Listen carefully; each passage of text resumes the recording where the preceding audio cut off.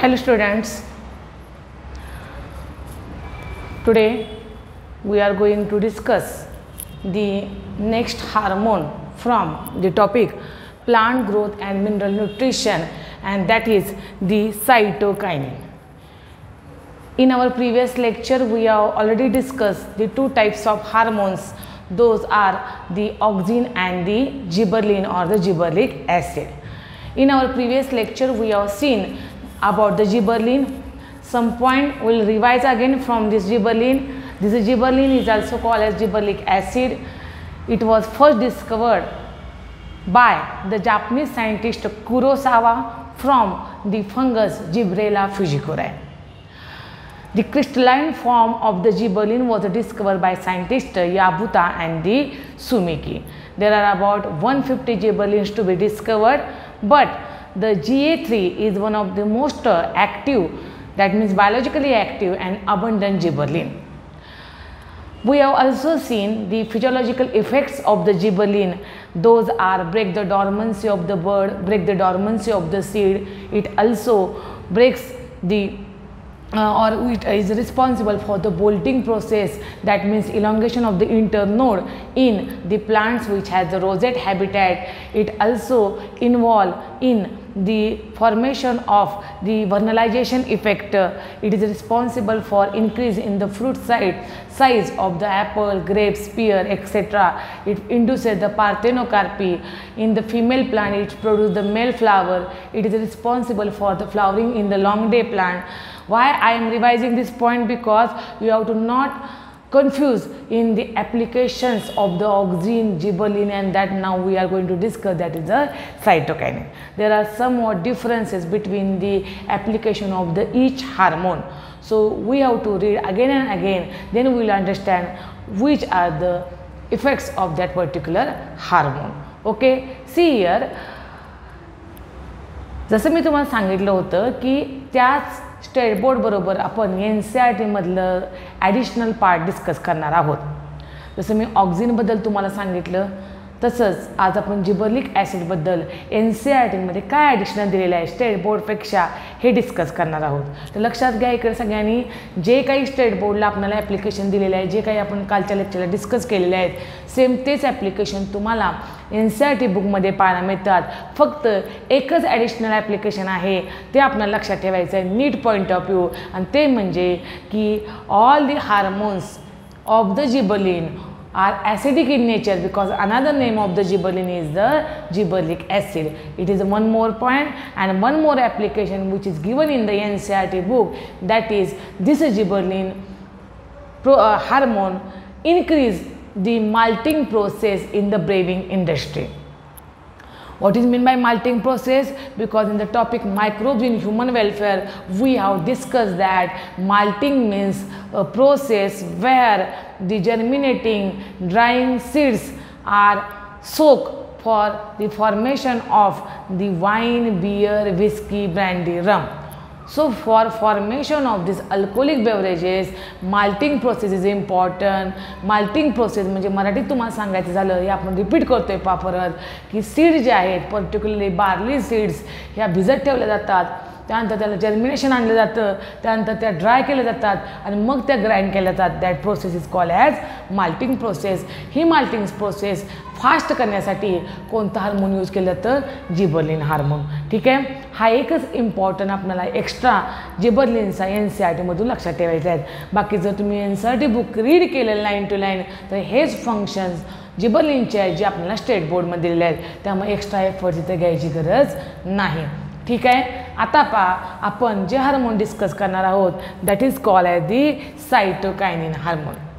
Just like discussing in the hormone of auxin or the gibberellin, we have to remember the name of the scientist who discovered that particular hormone. Okay, name of the scientist who isolated that hormone. Likewise here also we have to see some of the important points related to the cytokinin. Which are those points? See here, the first point that I have written on the board, and that is here you have to remember that the scientist Lytham coined the term cytokinin. Okay, I am revising the point. See here, F.W. Evans coined the term auxin. Likewise, Yabuta and Sumiki coined the term gibberellin. Okay, and here the Latham scientist coined the term cytokinin. So you have to remember comparatively all the hormones and the scientist who gave the name to that particular hormone. So Latham coined the term cytokinin. First cytokinin was discovered by scientists Zug and Miller. Number of students get confused, that is who coined the term and who isolated or discovered the auxin, sorry, that particular hormone. So here like that, here you have to also differentiate that the term cytokinin was coined by Latham, but it is discovered by scientist Zug and Miller. जसं आपण जिबर्लिन मध्ये पण पाहिलं होतं बघा, जिबर्लिन हे पहिल्यांदा isolate कुणी केलं तर क्युरोसावा सायंटिस्टनं, पण टर्म त्याला जिबर्लिन कुणी एक्सप्लेन केलेले आहे, याबुता आणि सुमिकीनं. अशा प्रकारे आयसोलेट करणाऱ्या सायंटिस्टचं वेगळं नाव लक्षात ठेवायचं आहे आपल्याला आणि डिस्कवर केलेल्या किंवा कॉइन केलेल्या सायंटिस्टचं नाव आपल्याला वेगळं लक्षात ठेवायचं आहे. त्यामुळे प्रत्येक लाईन केअरफुली अंडरस्टँड करून तुम्ही ते लक्षात ठेवणं गरजेचं आहे. त्यामुळे here you have to remember two scientist, one is called as Latham, coined the term cytokinin, and Zug and Miller. These are the pair of scientists who first discovered the cytokinin. So here in textbook one thing is given under this Zug and Miller, and that is that when they discovered the cytokinin, they carried out one of the experiment of the tobacco plant, and the callus of the tobacco plant he found that require the nutritional requirement. म्हणजे मला तुम्हाला सांगायचं आहे, ते एक experiment करत होते tissue कल्चरचा कॅलस प्लांटवर. आता कॅलस म्हणजे काय मी प्रिव्हियस लेक्चरला एक्सप्लेन केलेलं आहे. Callus means the mass of undifferentiated cell, म्हणजे एका डिवायडिंग सेलचा ग्रुप बंच, त्याला आपण म्हणतोय कॅलस. पण या कॅलसमध्ये अजून ठरलेलं नाही आहे की that group of cell form which tissue. Okay, so here the simple definition of the callus that we have discussed is the undifferentiated mass of cell is called as the callus. Okay, आणि मग callus tissue कल्चरच्या कॅलसचं experiment लॅबमध्ये करत असताना त्या कॅलसची nutritional requirement investigate करत असताना, म्हणजे त्या सेलला कुठले कुठले न्यूट्रिएंट लागत आहेत हे जेव्हा ते शोधत होते Zug and Miller, तेव्हा त्यांना कुणाचा शोध लागला, सायटोकायनिन हार्मोनचा. कसं तर त्यांच्या असं लक्षात आलं, the nutritional requirement of the callus require the coconut milk as well as the deactivated DNA which is isolated from the herring sperm. म्हणजे कोकोनट मिल्क, नारळाचं जे आपण दूध म्हणतो, ते दूध जे आहे ते दूध त्या सप्लाय केलं त्या कॅलसला, तेव्हा त्या कॅलस काय झाले, प्रोलिफरेट झाले, त्यांची वाढ झाली, त्यांची डिव्हिजन झाली. पण त्यांच्या असं लक्षात आलं Zug and Millerच्या, in that coconut milk there is a cytokinin hormone, as well as he isolated the deactivated DNA from herring sperm. Herring is one of the fish.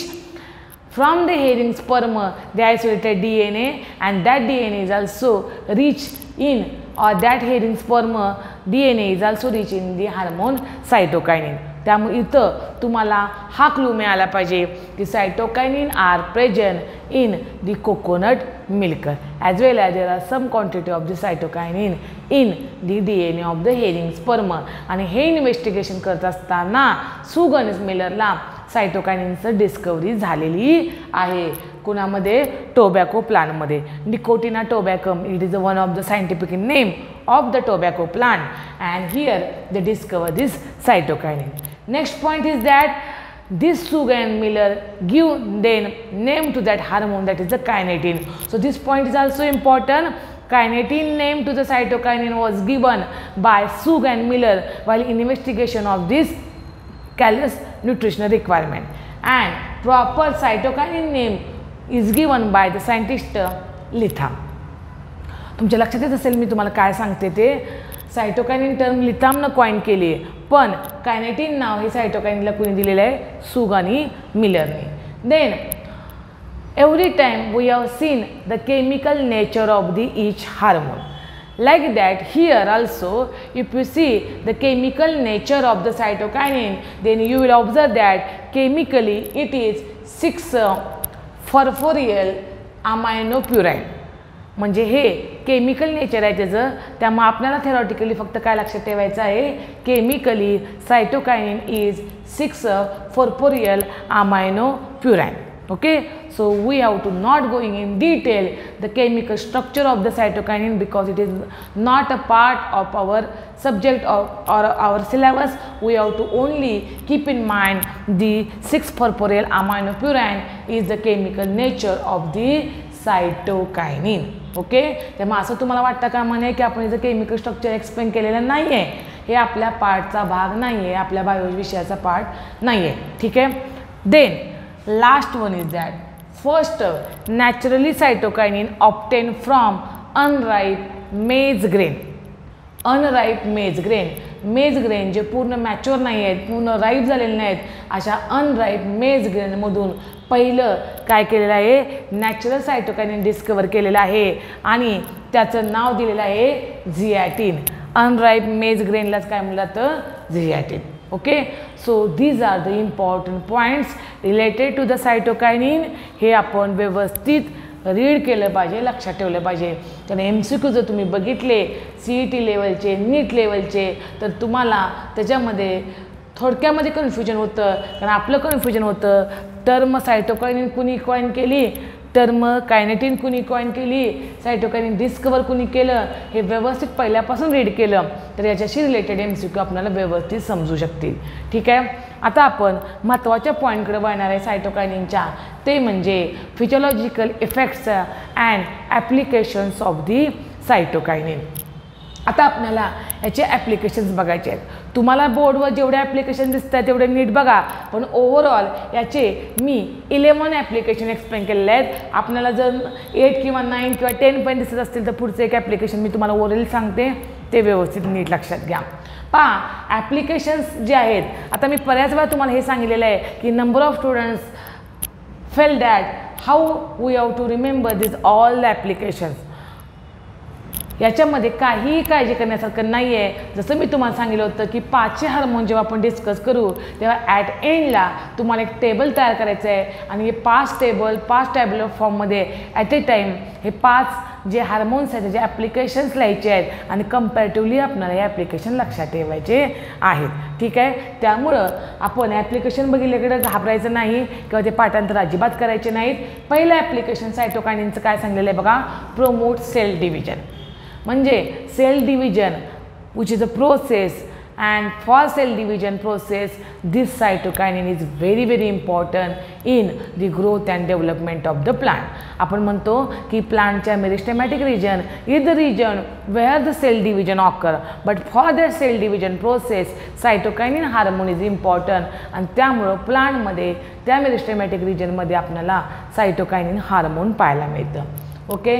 Second one, promote cell enlargement.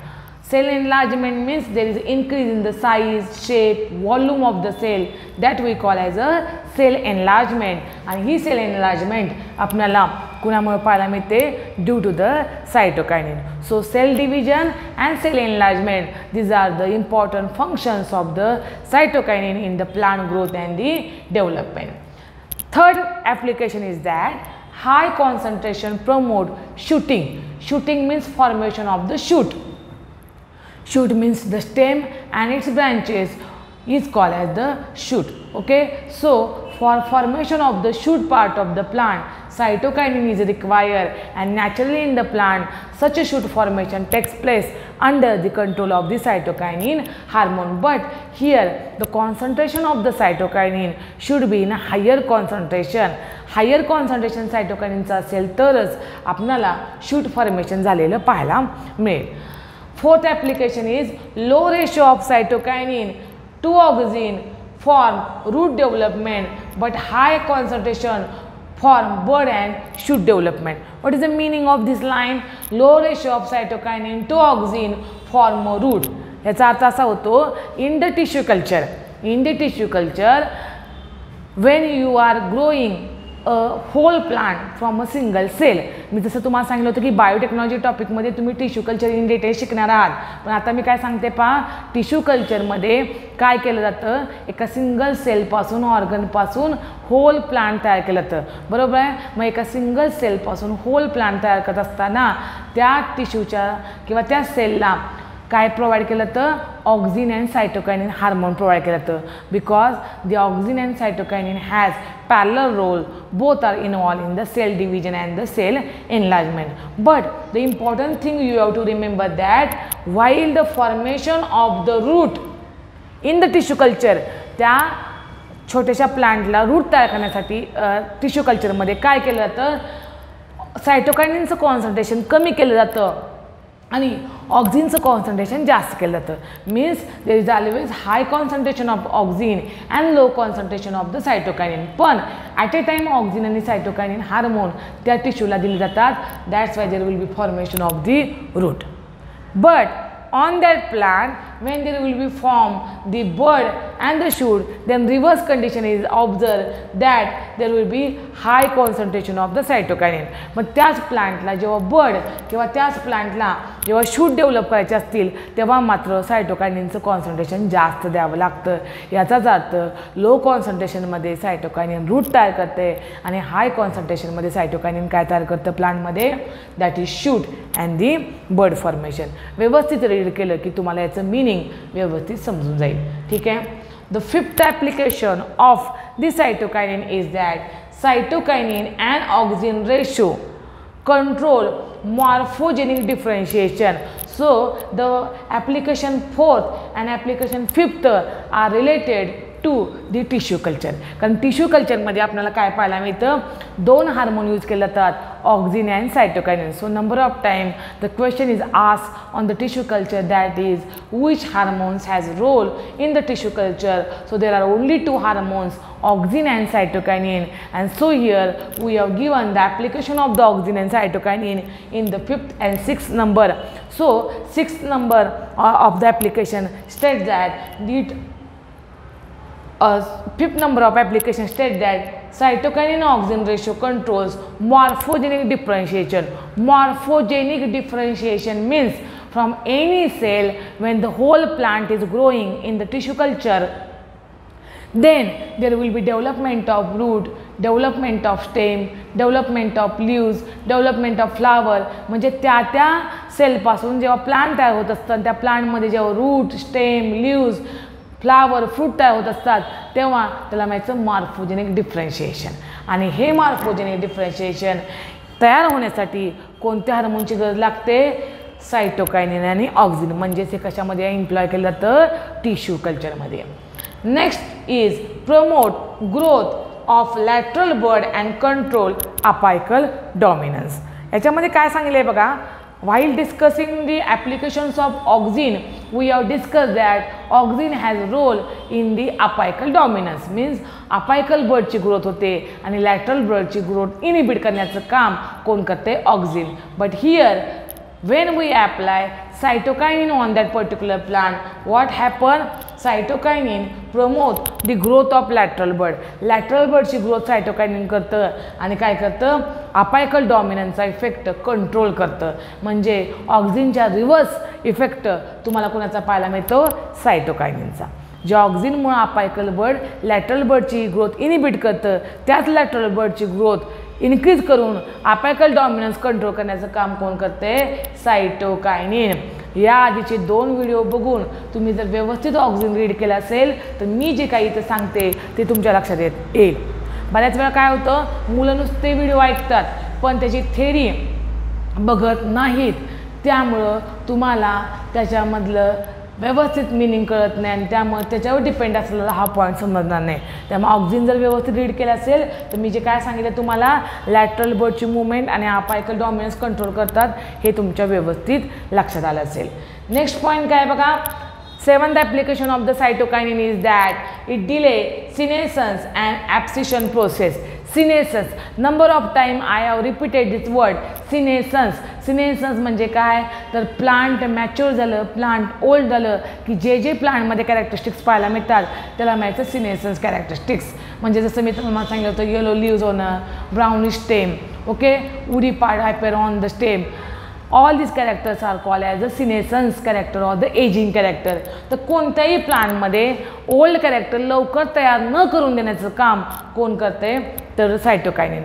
Delay म्हणजे वेळाने तयार करणे, थांबवणे, खूप उशिरा पण ती character तयार होऊ न देणे, त्याला म्हणायचं डिले सिनेसन्स.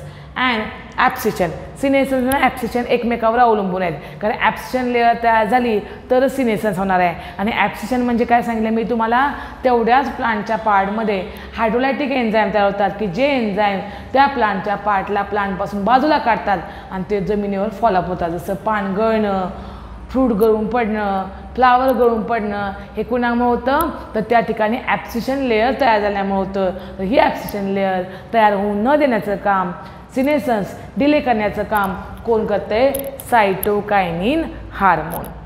नेक्स्ट कॅरेक्टरिस्टिक तुम्हाला दिसते का बा ब्लॅकबोर्डवर, that is formation of interfascicular cambium. आपण 11th स्टँडर्डमध्ये ॲनाटॉमी ऑफ फ्लावरिंग प्लांट हा टॉपिक डिस्कस केलेला होता. या टॉपिक जर तुम्ही नीट रीड केला असेल तर तुम्हाला इंटरफॅसिक्युलर कॅम्बियम याचा अर्थ लक्षात येईल.